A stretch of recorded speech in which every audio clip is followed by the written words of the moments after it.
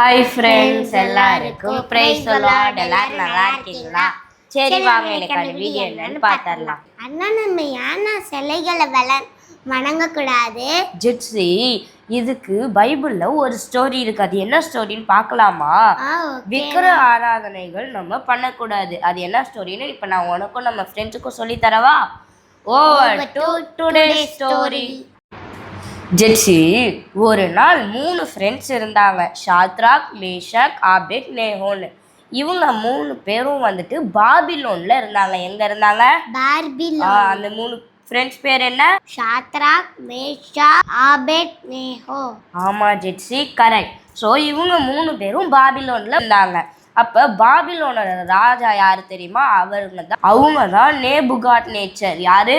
நேபுகாட் nature. Correct.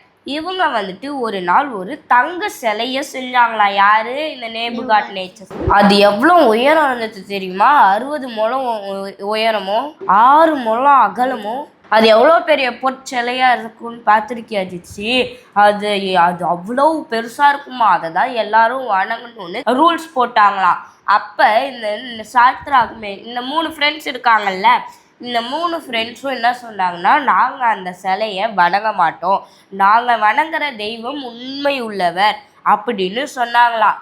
அப்போ யாரெல்லாம் அந்த சிலையை வணங்கலையோ அவங்கள எரிகிற அக்கினி சூளையில் போடுவாங்களாம். அப்போ வந்துட்டு சாத்ராக், மேஷாக், ஆபேத்நேகோ சொன்னாங்களாம், இல்லை நாங்கள் இந்த சிலையை வணங்கவே மாட்டோம்.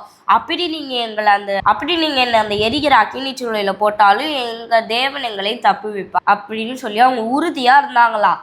ஆமா ஜெச்சி, பைபிளில் கூட ஒரு வசனம் இருக்கு. தானியேல் 3:17 நாங்கள் ஆராதிக்கிற எங்கள் தேவன் எங்களை தப்புவிக்க வல்லவராய் இருக்கிறார். நாங்கள் எரிகிற அக்கினி சூளைக்கும் ராஜாவாகிய உம்முடைய கைக்கும் எங்களை விடுவிப்பார் அப்படின்னு சொன்னாங்களாம். அப்ப அந்த ராஜா என்ன தெரியுமா சொன்னாங்க? அப்ப எரிகிற அக்கினி சூளையில 7 மடங்கு, எத்தனை மடங்கு? 7 மடங்கு அதிகமா நெருப்பு கொளுத்த சொன்னாங்களாம். கொளுத்திட்டு இவங்களை அந்த நெருப்பு எரிகிற அக்கினி சூளையில தள்ளி விட்டுட்டாங்களாம். யாராச்சும் அந்த எரிகிற அக்கினி சூளையில தப்பு உளுந்தா திரும்பி வர முடியுமா? ஐயோ, சுட்டு இல்லைன்னா நம்மளுக்கு லைட்டா பட்டாலே எரியுடா. அவங்களுக்கு ஃபுல்லா பட்டுச்சுன்னா எவ்வளோ எரிஞ்சிருக்கும்னா. ஆமா ஜெட்ஸி, ஆனா அதுதான் இல்லை. என்ன சொல்றேன்? அவங்க முடி கூட கடுக்கல, அவங்கள ஒரு சேதமும் அவங்களுக்கு ஒரு பாதிப்பும் இல்லை. அது எப்படி நான் முடியும் ஜெட்ஸி? அவங்க உறுதியா இருந்தாங்க, எங்க ஏசப்பா எங்களை காப்பாற்றுவாங்கன்னு. ஆனா அவங்க வந்துட்டு எத்தனை பேர் அந்த எரிகிற அக்னி சூளையில போட்டாங்க? 3 பேர். கரெக்ட் ஜெட்ஸி.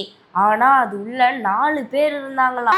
அந்த 4வது ஆளு ஜெட்ஸி, அவங்க தான் ஏசப்பா மேல விசுவாசமா இருந்தாங்கல்ல. 4வது ஆளு ஏசப்பா தான் அவங்க நடுவுல இருந்தாங்களாம். இந்த நேபுகாட் நேச்சர் ராஜாவுக்கு ஒரே ஆச்சரியமா. உடனே அவங்க 3 பேரும் வெளியில நடந்து வரத பார்த்தாங்களாம். ஜெட்ஸி, உன்னதமான தேவனுடைய தாசர்களே, நீங்கள் வெளியே வாருங்கள். அப்ப அந்த நேபுகாட் நேச்சர் ராஜா சொன்னாரா, நீங்க ஆராதிக்கிறது தான் உண்மையான தெய்வம் அப்படின்னு சொல்லி இனிமேல்ட்டு எந்த ஒரு சிலையையோ கல்லையோ மண்ணையோ நம்ம வணங்கக்கூடாது, ஏசப்பாவை மட்டும்தான் வணங்கணும்னு சொல்லி அவங்க ஒரு உறுதியான ரூல்ஸ் போட்டாங்களான்னு ஜெட்ஸி. சூப்பர்ல. இப்ப புரியுது. அந்த ஷாத்ராக், மேஷாக், ஆபேத்நேகோவை போல பாபிலோன்லயே அவங்க ஏசப்பா உயர்த்தி வச்சிருந்தாங்க. ஜெட்ஸி, பாரு எவ்வளவு பெரிய அற்புதம் இல்ல? ஆமா ஜெட்ஸி, அதனாலதான் நம்மளும் விக்கிரங்க ஆராதனை செய்யக்கூடாது ஜெட்ஸி. ஓகேவா? ஆமா அண்ணா, இப்ப நான் புரிஞ்சுக்கிட்டேன். இதுக்குதான் சிலைகள் எல்லாம் வணங்கக்கூடாது. என் ஃப்ரெண்டு கூட கேட்டா, ஏன் சிலைங்களை வணங்கக்கூடாது, அதுக்கு தானே கேட்டேன். நானும் இப்ப புரிஞ்சுக்கிட்டேன். ஆமா ஃப்ரெண்ட்ஸ், நீங்களும் எப்படி இந்த ஸ்டோரியில ஷாத்ராக், மேஷாக், ஆபேத்நேகோ இருந்தாங்களோ, அவங்க ஏசப்பாக்கு எப்படி உறுதியா இருந்தாங்களோ, நம்மளும் ஏசப்பாக்கு உறுதியா இருக்கணும் ஃப்ரெண்ட்ஸ். நம்ம ஏசப்பா உண்மை உள்ள தேவன் ஃப்ரெண்ட்ஸ். நம்ம ஏசப்பாவை மட்டும்தான் ஃப்ரெண்ட்ஸ் வணங்கணும். நீங்களும் கற்றுக்கிட்டீங்களா? சரி, இன்னைக்காக ப்ரேயர் பண்ணிடலாமா? அன்புள்ள ஏசப்பா, இந்த நாளை தந்ததுக்காக நன்றி. இந்த நாளிலும் நீங்கள் எப்படி எங்களுக்கு சிலையை வணங்கக்கூடாதுன்னு கற்றுக் கொடுத்துருக்கீங்க ஏசப்பா. அதுக்காக நன்றி ஏசப்பா. ஏசப்பா, நாங்களும் எங்கள் ஃப்ரெண்ட்ஸு உங்களையே வணங்க நீங்கள் உதவி செய்யுங்க ஏசப்பா. ஏசப்பா, எங்கள் ஃப்ரெண்ட்ஸ் எல்லாத்தையும் ஆசீர்வதிங்க. இயேசுவின் நாமத்தில் ஜெபிக்கிறோம் ஜீவன் நல்ல பிதாவே. ஆமென். ஓகே ஃப்ரெண்ட்ஸ், நாளைக்கு நாங்கள் உங்களை இன்னொரு வசனத்தோட சந்திக்கிறோம். என்ன உங்க ஜெட்சன் இந்த வீடியோ உங்களுக்கு யூஸ்ஃபுல்லாக இருந்துச்சுன்னா லைக் பண்ணுங்க, ஷேர் பண்ணுங்க. Have a nice day. உன்னதமான தேவனுடைய தாசர்களே, நீங்கள் வெளியே வாருங்கள்.